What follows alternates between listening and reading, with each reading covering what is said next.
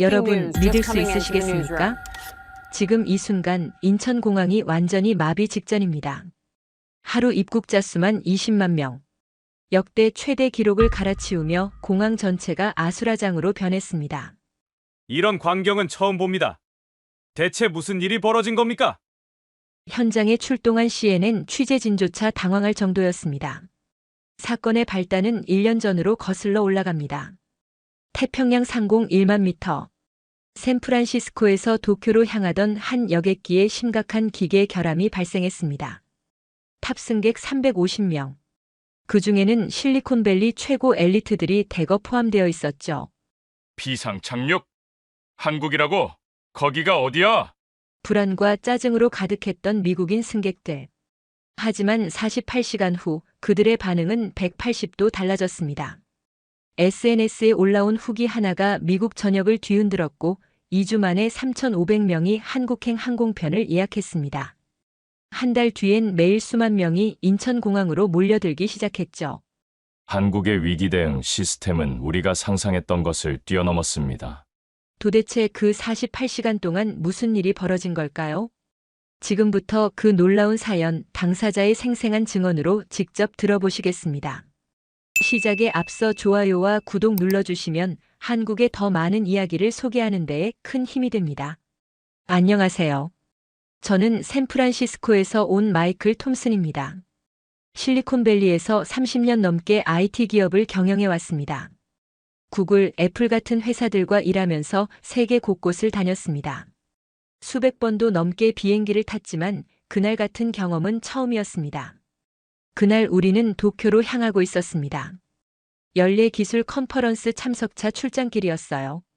함께 탄 승객이 350명쯤 됐는데 대부분 저처럼 IT 업계 사람들이었습니다. 엔지니어, 개발자, 경영진들이 한 비행기에 모여 있었던 겁니다.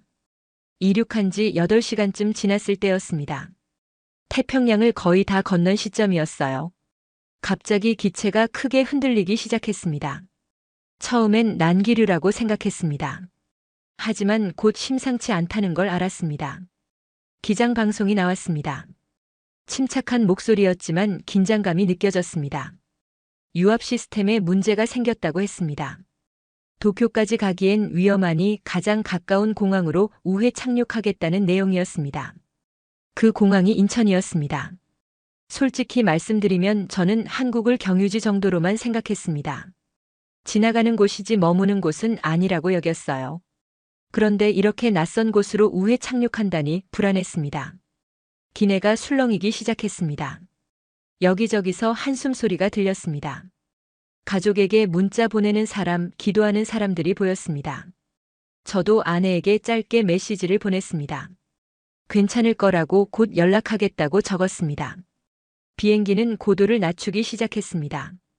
창밖으로 끝없는 태평양이 보였어요. 유압 시스템에 문제가 생긴 채로 날고 있다는 생각에 가슴이 철렁했습니다. 40분쯤 지나자 육지가 보이기 시작했습니다. 산과 도시가 어우러진 풍경이 펼쳐졌습니다. 인천공항이 가까워지고 있었어요. 기장이 다시 방송했습니다. 인천공항 관제탑과 교신 중이라고 했습니다. 착륙 준비가 완료됐다고 전했습니다. 창밖을 보니 활주로가 보였습니다. 평소보다 훨씬 넓어 보였어요. 다른 비행기는 하나도 안 보였습니다. 우리를 위해 활주로를 비워둔 것 같았습니다. 기내가 조용해졌습니다. 모두가 숨을 죽이고 있었어요. 저도 손잡이를 꽉 쥐었습니다. 손바닥에 땀이 났습니다. 비행기가 활주로에 접근했습니다. 바퀴가 지면에 닿는 순간이 영원처럼 느껴졌습니다. 그리고 마침내 착륙했습니다. 기체가 약간 흔들렸지만 생각보다 부드러웠어요. 급제동 소리가 들렸습니다. 비행기가 점점 속도를 줄이더니 멈춰 섰습니다. 그 순간 기내에 박수가 터져 나왔습니다. 안도의 박수였습니다. 옆자리 중년 남성은 눈물을 흘리고 있었어요. 저도 모르게 눈가가 뜨거워졌습니다. 살았다는 안도감이었습니다. 기장이 다시 방송했습니다. 안전하게 착륙했다고 했습니다. 항공사와 공항 측에서 상황 파악 중이니 당분간 기내에서 대기하라고 했습니다. 30분쯤 지나자 기장이 최종 안내를 했습니다. 기체 점검 결과 수리에 최소 48시간이 걸린다고 했습니다. 그동안 승객들은 서울 시내 호텔에서 대기해야 한다고 했습니다. 항공사에서 모든 비용을 부담한다고 했습니다. 48시간이라니요. 이틀 동안 한국에 있어야 한다는 뜻이었습니다. 기내에 불만의 목소리가 터져 나왔습니다. 중요한 회의가 있다는 사람, 가족이 기다린다는 사람들이 항의했습니다. 저도 속으로 한숨을 쉬었습니다. 도쿄 컨퍼런스 첫날을 놓치게 생겼습니다. 일정이 완전히 꼬인 겁니다. 이틀이나 시간을 낭비해야 한다는 생각에 짜증이 났습니다. 드디어 비행기 문이 열렸습니다. 제트브리지가 연결됐습니다. 승객들이 하나둘 자리에서 일어났는데 다들 짜증 섞인 표정이었습니다. 저도 마찬가지였습니다. 통로를 걸어 나왔습니다. 제트브리지 안이 생각보다 깨끗했습니다. 바닥도 반질반질했고 조명도 밝았어요. 공항 안으로 들어서자 더 놀랐습니다. 천장이 굉장히 높았습니다. 유리창으로 자연광이 쏟아져 들어왔습니다. 바닥은 대리석처럼 반짝였고 벽면엔 한국 풍경 사진들이 걸려 있었습니다. 미국 공항들과는 분위기가 완전히 달랐습니다. 입국장으로 향하는 통로에 공항 직원 몇 분이 대기하고 있었습니다. 깔끔한 제복을 입고 계셨어요. 그중 한 분이 영어로 안내를 시작했습니다.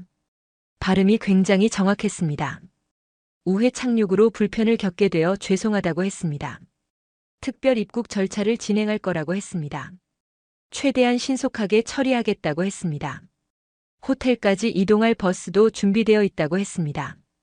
그 말을 듣고 조금 놀랐습니다. 벌써 우리를 위한 준비가 되어 있다는 뜻이었습니다. 비행기가 착륙한 지 1시간도 안 지났는데 말입니다. 입국 심사대로 향했습니다. 350명이 한꺼번에 몰렸는데도 줄이 빠르게 움직였습니다. 심사관들이 신속하게 처리하고 있었습니다. 제 차례가 됐을 때 심사관이 영어로 여행 목적과 체류 기간을 물었습니다. 우회 착륙으로 어쩔 수 없이 들어온 거라고 설명했습니다. 이틀 정도 머물다 갈 거라고 했습니다. 심사관이 고개를 끄덕이며 도장을 찍어줬습니다. 편안한 체류 되시라고 인사까지 했습니다. 수암을 찾는 곳으로 갔습니다. 컨베이어 벨트에서 제 가방이 나오길 기다렸습니다. 주변을 둘러보니 공항 시설이 정말 깨끗했습니다. 화장실 표지판도 선명했고 안내방송도 여러 언어로 나왔습니다. 가방을 찾아 나오니 공항 로비가 나왔습니다. 높은 천장과 넓은 공간이 인상적이었습니다. 한쪽에는 편의점과 카페가 있었고 반대편에는 환전소와 관광 안내소가 보였습니다. 항공사 직원들이 우리를 기다리고 있었습니다. 호텔로 가는 버스가 밖에서 대기 중이라고 했습니다. 짐을 끌고 밖으로 나갔습니다. 공항 밖 공기가 상쾌했습니다. 가을 날씨였습니다. 버스 정류장에 대형 버스 여러 대가 줄지어 서 있었습니다. 깨끗한 버스들이었습니다. 버스에 올라 자리에 앉았습니다. 창밖을 보니 공항 건물이 거대했습니다. 유리로 된 외벽이 햇빛에 반짝이고 있었습니다. 버스가 출발했습니다. 고속도로로 진입했습니다. 창밖 풍경이 스쳐 지나갔습니다. 정돈된 도로, 질서 정연한 차량들, 멀리 보이는 고층 건물들이 눈에 들어왔습니다. 그때만 해도 저는 몰랐습니다. 이 이틀이 제 인생을 완전히 바꿔놓을 거라는 걸 말입니다. 버스가 고속도로에 진입했을 때 저는 창밖 풍경에 시선을 빼앗겼습니다. 처음엔 드넓은 평야가 펼쳐지더니 어느새 거대한 아파트 단지들이 나타나기 시작했어요. 그런데 그 규모가 상상을 초월했습니다. 한두 동이 아니라 수십 동의 고층 아파트가 마치 하나의 도시를 이루고 있더군요. 한 단지가 끝나나 싶으면 또 다른 단지가 이어졌고 그게 끝없이 계속됐어요. 속으로 계산해 봤습니다. 저 한 단지에만 최소 몇만 명은 살겠구나. 미국에선 본 적 없는 풍경이었어요. 우리는 대부분 단독주택에 살거든요. 이렇게 많은 사람이 한 곳에 집약적으로 사는 방식 자체가 낯설었죠. 한강을 건널 때 버스 안이 조용해졌습니다. 모두가 창밖만 바라보고 있었어요. 강 양쪽으로 초고층 빌딩들이 병풍처럼 늘어서 있었고 해질녘 햇살이 유리 외벽에 반사되어 도시 전체가 황금빛으로 타오르는 것 같았습니다. 뉴욕 맨해튼의 스카이라인이 떠올랐지만 이건 그보다 더 광활했어요. 강남으로 접어들자 빌딩의 밀도가 더욱 높아졌습니다. 놀라운 건 거리 상태였어요. 이렇게 많은 건물과 사람이 있는데도 거리는 깨끗했습니다. 쓰레기가 보이지 않았어요. 샌프란시스코 다운타운은 노숙자와 쓰레기로 골머리를 앓고 있는데 말이죠. 호텔 로비에 들어서자 대리석 바닥이 반짝였고 거대한 샹들리에가 천장에 매달려 있었습니다. 프런트 직원들이 일렬로 서서 우리를 맞이하더니 일제히 허리를 숙여 인사했어요. 체크인은 놀라울 정도로 신속했습니다. 350명이 한꺼번에 몰렸는데도 30분이면 충분했어요. 이미 모든 게 준비되어 있었던 겁니다. 28층 방문을 열었을 때 저는 그 자리에 멈춰 섰습니다. 창밖으로 서울이 한눈에 펼쳐져 있었거든요. 고층 빌딩들이 지평선 끝까지 이어졌고 어디가 끝인지 알 수 없었습니다. 나중에 들으니 서울 인구가 1,000만 명이 넘고 수도권까지 합치면 2,500만 명이라더군요. 한국 인구의 절반이 이 좁은 지역에 모여 사는데도 이렇게 질서정연하게 돌아간다는 게 놀라웠어요. 저녁 7시에 로비로 내려가니 1층 연회장에 뷔페가 차려져 있었습니다. 한쪽엔 서양 음식, 다른 쪽엔 한국 음식이 준비되어 있더군요. 처음엔 익숙한 음식만 담았지만 호기심이 생겼어요. 다시 가서 불고기, 김치, 잡채 같은 것들을 조금씩 담아왔죠. 불고기를 먹는 순간 놀랐습니다. 달콤한 간장 양념이 배어 있었고 고기가 입에서 녹더군요. 김치는 매웠지만 중독성이 있었어요. 된장찌개는 구수했습니다. 미국 음식과는 완전히 다른 깊이가 느껴졌죠. 방으로 돌아와 창밖을 보니 도시가 불을 밝히기 시작하더니 순식간에 서울 전체가 빛의 바다로 변했습니다. 그 광경을 보면서 깨달았어요.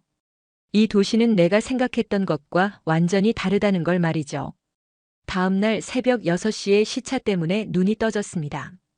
밖을 보니 이미 환했고 거리엔 벌써 사람들이 움직이고 있었어요. 운동복으로 갈아입고 밖으로 나갔습니다. 프런트에 직원이 있더군요. 새벽인데도 말이죠. 호텔 앞 대로를 건너 골목길로 들어갔어요. 24시간 편의점이라는 표시가 보여서 안으로 들어가 봤습니다. 새벽인데도 불이 환하게 켜져 있었고 물건이 가득했어요. 물 한 병을 들고 계산대로 가니 1,500원이라고 하더군요. 미국 돈으로 $1 정도였죠. 신용카드를 내밀었는데 해외 카드인데도 즉시 결제가 됐습니다. 계속 걸어 골목 안쪽으로 들어가니 주택가가 나왔어요. 좁은 길 양쪽으로 건물들이 빽빽했지만 거리는 깨끗했습니다. 작은 공원을 발견했는데 놀라운 광경이 펼쳐져 있었어요. 새벽 6시가 조금 넘은 시간인데 이미 사람들이 운동하고 있었거든요. 철봉에서 운동하는 중년 남성, 요가하는 여성들, 빠르게 걷는 노인들이 각자 자기 운동에 집중하고 있었습니다. 조용했어요. 아무도 떠들지 않았죠. 벤치에 앉아 물을 마시며 그들을 지켜봤습니다. 문득 깨달았어요. 이 도시는 밤에도 자지 않지만 새벽에도 일찍 깨어난다는 걸 말이죠. 그리고 더 중요한 건 저는 지금 혼자 낯선 나라의 골목길을 걷고 있는데 전혀 불안하지 않다는 겁니다. 샌프란시스코였다면 절대 새벽에 혼자 나오지 않았을 거예요. 호텔로 돌아와 조식을 먹었습니다. 이번엔 처음부터 한국식으로 먹었어요. 밥과 국, 반찬 몇 가지를 담았는데 생각보다 좋더군요. 아침부터 제대로 된 식사를 하니 몸에 기운이 도는 것 같았습니다. 로비로 내려가니 안내방송이 나왔어요. 항공사에서 서울 시내 투어를 준비했다고 하더군요. 무료였습니다. 어차피 이틀 동안 이곳에 있어야 했으니 참가하기로 했죠. 버스에 올라 가이드의 설명을 들으며 경복궁으로 향했습니다. 경복궁 정문인 광화문 앞에 섰을 때 저는 그 규모에 압도당했습니다. 2층 높이의 물루 위에 기와 지붕이 웅장하게 얹혀 있었고 처마가 하늘을 향해 우아하게 휘어져 있었어요. 문 앞 광장엔 한복 입은 사람들이 많았는데 가이드 설명으론 한복을 입으면 입장료가 무료라고 하더군요. 전통을 체험하면서 입장료도 아끼는 똑똑한 정책이었습니다. 광화문을 지나 안으로 들어가니 거대한 마당이 펼쳐졌어요. 돌로 된 바닥이 끝없이 이어졌고 마당 끝에 근정전이라는 웅장한 건물이 서 있었습니다. 왕이 신하들을 만나던 곳이라고 하더군요.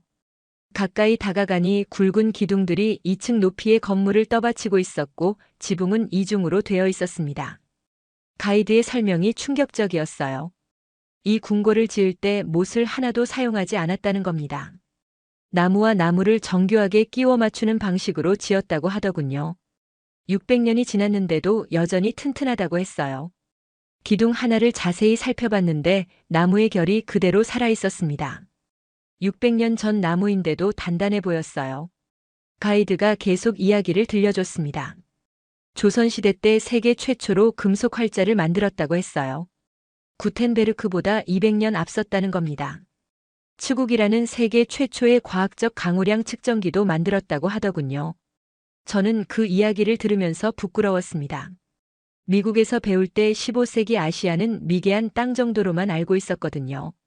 하지만 그 시대에 이곳에선 이미 과학과 예술이 꽃 피우고 있었던 겁니다. 궁궐 뒤쪽으로 가니 경회루라는 연못과 누각이 나왔어요. 넓은 연못 한가운데 2층 누각이 서 있었는데 물에 비친 그림자가 선명했습니다. 연못가에 서서 누각을 바라보며 가을 햇살이 수면을 반짝이게 하는 걸 지켜봤어요. 그 고요한 아름다움 속에서 600년 전 이곳에 살았던 사람들이 느꼈을 평화가 전해지는 것 같았습니다. 1시간 넘게 궁궐을 돌아봤지만 다 보지 못했어요. 가이드 말로는 경복궁 전체가 43만 제곱미터이고 건물만 500동이 넘었다고 하더군요. 지금은 일부만 복원되어 있지만 그 일부만으로도 규모가 어마어마했습니다. 궁궐을 나오면서 생각했어요. 이 나라의 역사를 너무 몰랐구나 하고 말이죠. 600년 전에 이런 궁궐을 지었고 과학과 예술을 꽃피웠던 나라가 지금의 첨단 도시를 만든 것이 이해되기 시작했습니다. 버스는 인사동으로 향했어요. 경복궁에서 멀지 않은 곳이었는데 내리자마자 분위기가 완전히 달랐습니다. 좁은 거리 양쪽으로 전통 가옥들이 늘어서 있었고 한옥 스타일의 상점들이 빼곡했어요. 분명 현대식 도시 한복판인데 이곳만은 과거로 돌아간 것 같았습니다. 한 전통 찻집에 들어갔어요. 문을 열자 나무 향이 코끝을 스쳤고 실내는 어두웠지만 아늑했습니다. 낮은 나무 테이블과 방석들이 놓여 있더군요. 주인이 자리를 안내해서 신발을 벗고 방석에 앉았어요. 대추차를 주문했습니다. 잠시 후 나온 차는 투명한 유리잔에 담겨 있었고 연한 갈색이었으며 대추 조각들이 떠 있었어요. 한 모금 마시니 달콤하면서도 은은한 맛이 입안에 퍼졌습니다. 따뜻한 온기가 목을 타고 내려가며 몸을 데우더군요. 주인이 다가와 영어로 설명해 줬어요. 대추는 몸을 따뜻하게 하고 기운을 북돋는다고 하면서 한국 사람들은 예로부터 이런 전통차를 마시며 건강을 챙겼다고 했습니다. 차를 마시며 창밖을 봤어요. 거리엔 사람들이 천천히 걸어 다니고 있었고 급하게 서두르는 사람이 없었습니다. 한 테이블에는 한국 젊은이들이 노트북을 펴놓고 작업하고 있었어요. 전통 찻집에서 현대적인 작업을 하는 모습이 자연스러웠습니다. 이것이 한국이구나 싶었죠. 전통과 현대가 자연스럽게 공존하는 모습 말입니다. 찻집을 나와 공예품 가게에 들어가 봤어요. 한지로 만든 등 나전칠기 소품, 도자기 찻잔들이 진열되어 있었는데 하나하나가 정교했습니다. 가게 안쪽에서 한 노인이 붓으로 한지에 글씨를 쓰고 계셨어요. 붓 끝에서 먹물이 흘러나와 종이에 검은 선을 그렸는데 한자였고 글씨체가 힘차고 아름다웠습니다. 노인이 고개를 들어 저를 보시며 미소 지으셨어요. 말은 통하지 않았지만 손짓으로 구경하라고 하셨죠. 저는 그분이 글씨 쓰는 모습을 한참 지켜봤습니다. 붓을 들고 잠시 생각하시다가 단번에 한 글자를 써 내려가시는데 망설임이 없더군요. 평화라는 뜻의 한자가 쓰인 작품을 샀는데 노인이 조심스럽게 포장해 주시는 그 정성이 느껴졌습니다. 점심시간에 한정식집에 갔어요. 좌식 테이블에 앉자 작은 접시들이 테이블을 가득 채웠습니다. 밥, 국 그리고 10가지가 넘는 반찬들이었어요. 가이드 설명으론 한정식은 다양한 반찬을 조금씩 먹으면서 영양 균형을 맞춘다고 하더군요. 첫 입을 떴는데 나물 하나의 간이 딱 맞았어요. 다음 반찬도 또 다른 맛이었죠. 각각의 반찬이 다 맛있었는데 놀라운 건 질리지 않는다는 점이었습니다. 작은 양이지만 맛이 다채로워서 계속 먹어도 흥미가 떨어지지 않더군요. 식사를 마치고 나오니 배가 적당히 차서 몸이 가벼웠어요. 이게 한국인들이 말하는 건강한 식사구나 싶었습니다. 오후에 남산타워로 갔습니다. 케이블카를 타고 올라가는 동안 창밖으로 서울이 내려다 보였는데 고층 빌딩들 사이로 한옥 지붕들이 점점이 박혀 있었어요. 전통과 현대가 한 화면에 공존하고 있었죠. 전망대에 올라서는 순간 저는 말문이 막혔습니다. 서울이 360도로 펼쳐져 있었거든요. 어느 방향을 봐도 도시였어요. 북쪽으로는 경복궁이 보였고 남쪽으로는 한강이 유유히 흐르고 있었습니다. 한강에 놓인 수십 개의 다리가 인상적이었는데 각 다리마다 디자인이 달랐어요. 가이드가 설명하더군요. 70년 전만 해도 이 강 주변은 아무것도 없었다고 했습니다. 하지만 지금은 강 양쪽으로 대도시가 형성되어 있다고 했어요. 저는 다시 한번 놀랐죠. 70년 만에 이 정도 도시를 만들었다는 게 믿기지 않았거든요. 샌프란시스코는 150년 넘게 발전해온 도시인데 말이죠. 해가 지기 시작하니 건물마다 불빛이 하나둘씩 켜지더니 순식간에 서울이 빛의 바다로 변했습니다. 한강 다리들도 조명이 들어와 영롱하게 빛났어요. 동료 하나가 중얼거렸죠. 이게 정말 70년 전엔 폐허였다고. 저도 같은 생각이었습니다. 어떻게 이런 일이 가능했을까? 대체 어떤 힘이 이 나라를 이렇게 만든 걸까? 버스는 한강공원으로 향했어요. 가이드 말로는 저녁은 한강에서 치맥을 먹을 거라고 하더군요. 한국 사람들이 즐기는 문화라고 했습니다. 한강공원에 도착하니 강변을 따라 넓은 공원이 조성되어 있었고 밤인데도 사람들이 많았어요. 조깅하는 사람, 자전거 타는 사람, 돗자리 펴고 앉은 가족들이 보였습니다. 치킨집 야외 테이블에 앉아 치킨과 맥주를 주문했어요. 나온 치킨은 황금빛으로 바삭하게 튀겨져 있었는데 한 조각을 집어먹으니 겉은 바삭하고 속은 부드러웠습니다. 맥주를 한 모금 마시니 시원했어요. 한강 건너편으로 빌딩들이 불을 밝히고 있었고 다리마다 조명이 들어와 있었습니다. 그 광경을 보면서 생각했어요. 밤 10시가 넘었는데도 여자들이 혼자 산책하고 있는 모습을 보니 이 나라가 얼마나 안전한지 실감할 수 있었죠. 호텔로 돌아오는 택시 안에서 깨달았습니다. 한국이 이렇게 살기 좋은 나라였구나 하고 말이죠. 마지막 날 아침, 오늘 오후에 비행기가 출발한다는 연락을 받았습니다. 이제 도쿄로 갈 수 있게 된 거죠. 하지만 이상하게 마음이 무거웠어요. 떠나고 싶지 않았습니다. 아침 식사 때 일행들과 이야기를 나눠봤는데 다들 비슷한 마음이었어요. 처음엔 한국에 온 게 불운이라고 생각했었죠. 그런데 이제는 떠나는 게 아쉬웠습니다. 짐을 싸면서 방 안을 둘러봤어요. 이틀밖에 안 묵었는데 정이 든 것 같았죠. 로비로 내려가니 항공사 직원들이 우리를 기다리고 있었습니다. 공항으로 가는 버스가 밖에서 대기 중이라고 하더군요. 짐을 끌고 밖으로 나가면서 서울 거리를 마지막으로 둘러봤어요. 깨끗한 거리, 질서정연한 차량들, 바쁘게 움직이는 사람들이 눈에 들어왔습니다. 버스에 올라 창가에 앉았어요.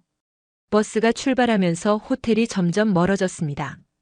고속도로로 진입하니 다시 한번 한강이 보였어요. 올 때와는 다른 마음으로 그 풍경을 바라봤습니다. 이제 이 강이, 이 도시가 낯설지 않았거든요. 인천공항에 도착했어요. 이틀 전 우회 착륙했을 때와는 전혀 다른 기분이었습니다. 그때는 짜증과 불만으로 가득했었는데 지금은 아쉬움뿐이었어요. 체크인을 마치고 출국장으로 들어가면서 공항을 다시 한번 둘러봤습니다. 깨끗한 시설, 친절한 직원들, 효율적인 시스템이 새삼 대단하게 느껴졌어요. 탑승구에서 비행기를 기다리며 동료들과 이야기를 나눴습니다. 모두가 한국에 대한 인상이 완전히 바뀌었다고 했어요. 한 동료는 이미 다음 휴가 때 가족과 함께 서울을 다시 방문하기로 계획했다고 하더군요. 또 다른 동료는 회사에 서울지사 설립을 제안해 보겠다고 했습니다. 비행기에 올랐어요. 자리에 앉아 창밖을 봤습니다. 인천공항 건물이 햇빛에 반짝이고 있었어요. 비행기가 이륙하면서 한국 땅이 점점 멀어졌습니다. 고층 빌딩들, 아파트 단지들, 산과 강이 어우러진 풍경이 작아지더니 구름 속으로 사라졌어요. 그때 저는 깨달았습니다. 이 이틀이 제 인생에서 가장 의미 있는 시간이었다는 걸 말이죠. 도쿄 컨퍼런스를 마치고 샌프란시스코로 돌아왔습니다. 사무실에 복귀하자 동료들이 출장이 어땠냐고 물었어요. 저는 도쿄 이야기보다 한국 이야기를 더 많이 했습니다. 예상치 못한 우회 착륙이었는데 오히려 더 인상 깊었다고 말했죠. 며칠 후 회사 전체 회의가 있었어요. 그 자리에서 저는 한국에서의 경험을 공유했습니다. 첨단 IT 인프라, 효율적인 시스템, 안전한 도시 환경에 대해 이야기했어요. 동료들이 놀라워하더군요. 많은 사람이 한국을 그저 삼성과 LG가 있는 나라 정도로만 알고 있었거든요. 그날 이후 회사 분위기가 바뀌기 시작했습니다. 한국에 관심을 가지는 직원들이 늘어났어요. 한 달쯤 지나자 회사는 서울에 지사를 설립하기로 결정했습니다. 저를 포함해 여러 직원이 지원했어요. 석 달 후 저는 서울로 이주했습니다. 회사의 한국 지사장으로 발령받았거든요.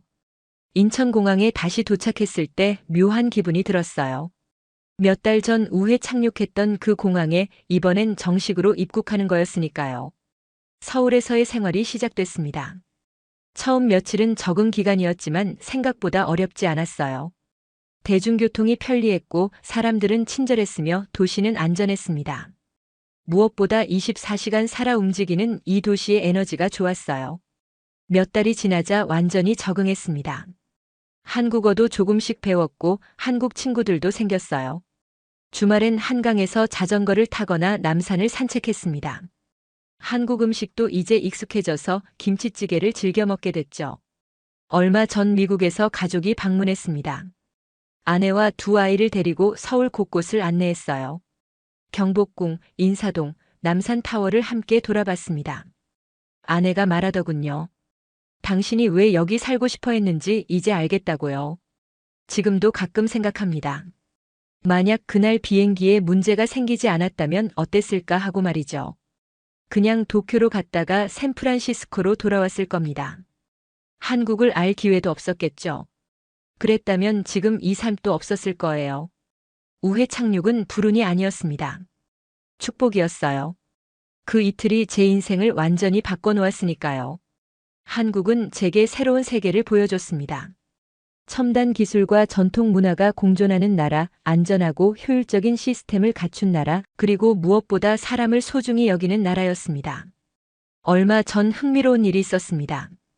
우리 회사와 같은 비행기를 탔던 다른 승객들이 소셜미디어에 한국 경험담을 올리기 시작한 거예요. 350명 중 상당수가 자신의 이야기를 공유했고, 그게 미국 전역으로 퍼져나갔습니다. 한 승객은 인천공항의 위기 대응 시스템에 감탄하는 글을 올렸어요. 활주로를 즉시 비우고 완벽하게 준비된 착륙 환경을 제공한 것, 착륙 후 30분 만에 모든 지원 체계가 가동된 것에 대해 상세히 설명했죠. 그 글이 항공 전문가들 사이에서 화제가 됐습니다. 또 다른 승객은 서울의 안전에 대해 썼어요. 새벽 6시에 혼자 골목길을 걸어도 전혀 불안하지 않았다는 내용이었습니다. 미국 대도시에선 상상할 수 없는 일이라고 했죠. 그 글에 수천 개의 댓글이 달렸고 많은 사람들이 한국 여행을 계획하기 시작했습니다. 저도 제 경험을 블로그에 올렸어요.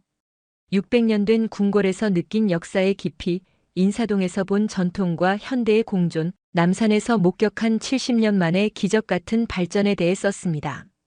그 글이 예상외로 큰 반향을 일으켰어요. 한 달 사이에 조회수가 10만을 넘었습니다. 댓글도 수천 개가 달렸어요. 대부분이 한국에 대해 몰랐다는 내용이었습니다. 어떤 사람은 한국이 그저 북한 옆 나라 정도로만 알고 있었다고 했고, 어떤 사람은 여전히 개발도상국인 줄 알았다고 했습니다. 가장 많이 받은 질문은 이것이었어요. 한국이 어떻게 그렇게 빨리 발전할 수 있었냐는 거였습니다. 저는 이렇게 답했습니다. 제가 한국에서 본 것은 단순한 경제 발전이 아니었다고요. 그건 시스템의 발전이었고 사고방식의 발전이었으며 무엇보다 사람에 대한 존중의 발전이었다고 말이죠. 한국 사람들은 위기를 기회로 만드는 능력이 탁월했습니다. 우리 비행기가 우회 착륙했을 때를 생각해 보세요. 30분 만에 350명을 위한 호텔, 교통편, 식사, 투어까지 준비했습니다. 이건 단순히 돈이 많아서 가능한 게 아니에요. 시스템이 제대로 작동하고 있다는 증거입니다. 그 시스템 뒤에는 사람이 있었습니다.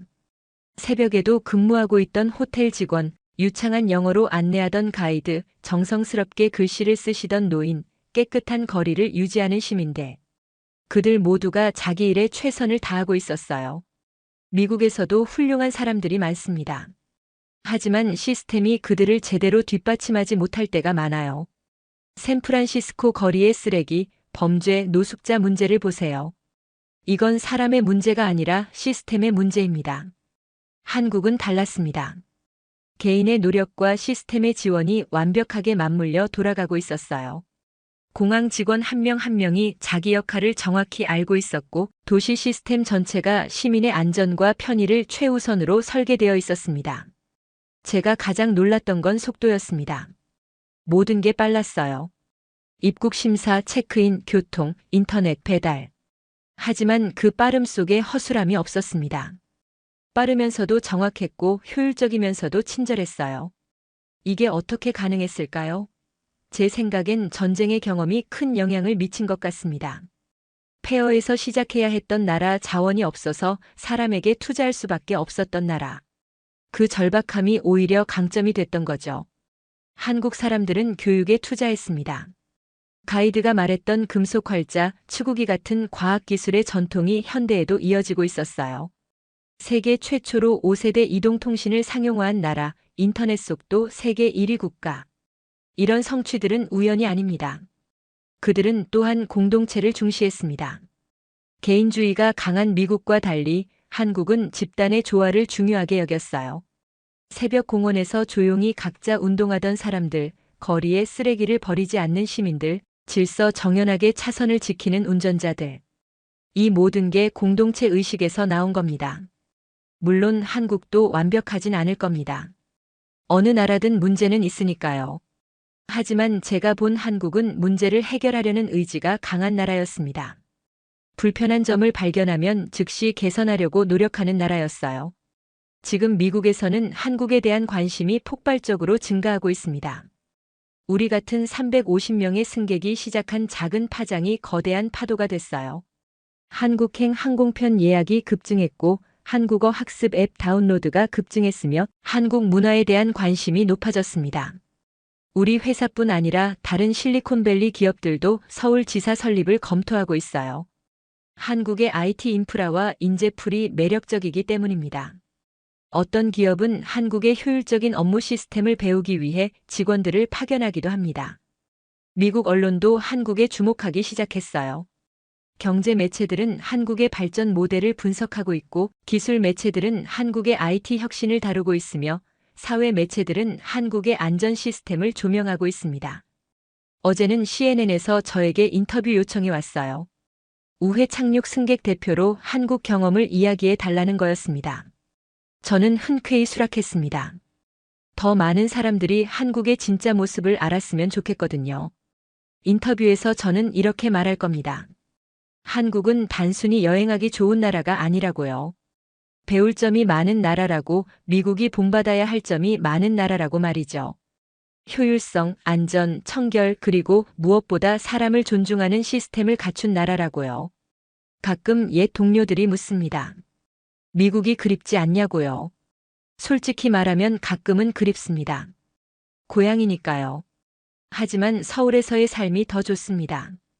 밤늦게 혼자 걸어도 안전하고 대중교통으로 어디든 갈 수 있으며 맛있는 음식을 저렴하게 먹을 수 있고 무엇보다 이 도시의 역동적인 에너지가 좋습니다. 제 아이들도 서울을 좋아합니다. 학교에서 친구들을 많이 사귀었고 한국어도 빠르게 배우고 있어요. 주말이면 한강공원에서 자전거를 타거나 남산을 오르며 시간을 보냅니다. 아이들에게 한국은 이제 제2의 고향이 됐습니다. 우회 착륙 후 1년이 되지 않았습니다. 하지만 제 인생은 완전히 바뀌었어요. 그날 비행기에 문제가 생기지 않았다면 저는 지금도 샌프란시스코에서 똑같은 일상을 살고 있었을 겁니다. 한국을 알 기회도 없었겠죠. 이제 저는 확신합니다. 우회 착륙은 불운이 아니었다고요. 그건 제 인생 최고의 행운이었습니다. 한국이라는 나라를 알게 해줬고 새로운 삶을 살 수 있게 해줬으니까요. 그리고 이제 저는 사명감을 느낍니다. 더 많은 사람들에게 한국을 알려야겠다는 사명감 말이죠. 한국의 위대함은 높은 빌딩이나 빠른 인터넷에만 있는 게 아닙니다. 그건 사람을 존중하는 시스템, 공동체를 중시하는 문화, 끊임없이 발전하려는 의지에 있습니다. 세계는 한국에게서 배워야 합니다. 어떻게 폐허에서 일어설 수 있는지, 어떻게 위기를 기회로 만들 수 있는지, 어떻게 전통과 현대를 조화시킬 수 있는지를 말이죠. 오늘도 저는 서울 거리를 걷습니다. 깨끗한 인도, 질서정연한 교통, 친절한 사람들. 이 모든 게 당연한 게 아니라는 걸 저는 압니다. 이건 수많은 사람들의 노력으로 만들어진 겁니다. 그리고 저도 이제 그 일부가 됐습니다. 한국에서 일하고 한국에서 살아가며 한국의 발전에 조금이나마 기여하는 사람이 됐어요.